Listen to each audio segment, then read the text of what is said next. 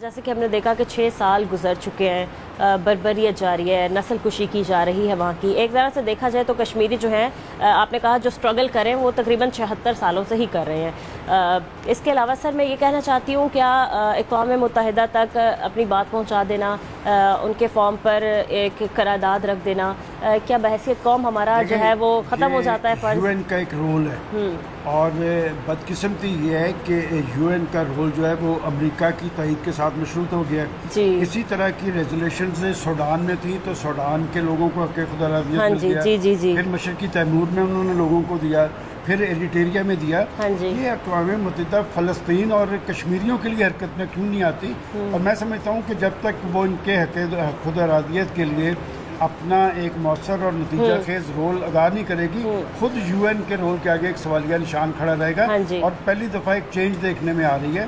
دیکھیں، پاکستان نے 10 مئی کو بھارت کو شکست فاش دے کر دنیا کو یہ باور کروا دیا ہاں ہے جی کہ ہم اپنی بقا اور سلامتی کے حوالے سے لچک دینے کو تیار نہیں. بالکل. اور کشمیر جو ہے یہ پاکستان کے لیے کور ایشو ہے. ہاں جی اور کور ایشو کا مطلب یہ ہے کہ پاکستانیوں کی ایک کمٹمنٹ ہے، اور پاکستان کے اندر اگر کسی ایک ایشو پہ، سیاسی ایشو پہ اتفاق رائے ہے تو وہ یوم یکجہتی کشمیر اور یوم استحصال کشمیر کے موقع پر پوری قوم جو ہے اکٹھی ہوتی ہے. جی جی کشمیر کاس کے ساتھ اپنی کمٹمنٹ کا اظہار کرتی بالکل ہے، سر. ہاں جی اور ان کی آزادی کے لیے ان کی تحریک اور قربانیوں کو خراج تحسین پیش کرتی ہے.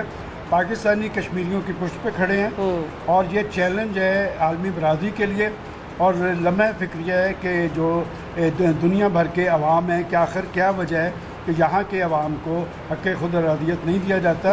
اور تاریخ یہ بتاتی ہے کہ جو آزادی کی تحریکیں ہوتی ہیں جی انہیں آپ دبا نہیں سکتے، آپ وہاں کے لوگوں کو جھکا نہیں سکتے.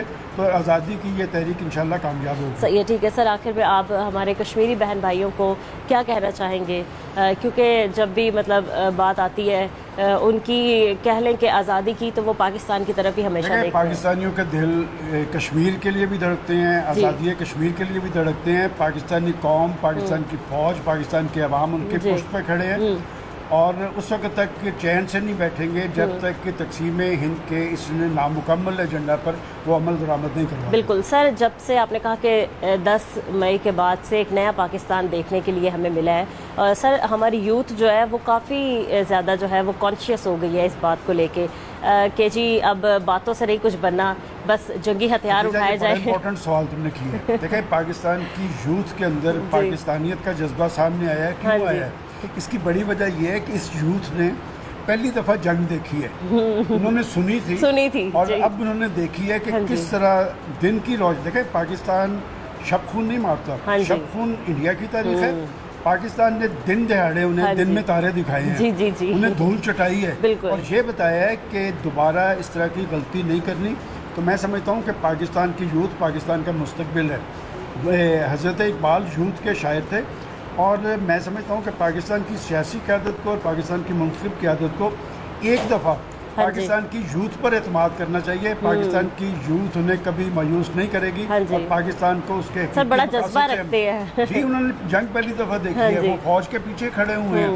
اور جب بھی قوم فوج کے پیچھے کھڑی ہوتی ہے نا، فوج فتح کا پرچم لہراتی نظر آتی ہے. اور اسی طرح 10 مئی کا پاکستان، 10 مئی کو پاکستان نے ایک میسج دیا ہے بھارت کو کہ دوبارہ میلی آنکھ ڈالنے کی کوشش نہ کرنا، نہیں تو اس طرح کا سبق دیں گے کہ خود بھارت کی وحدت کے لیے بھی خطرناک ہے. بالکل صحیح ہے. ٹھیک ہے.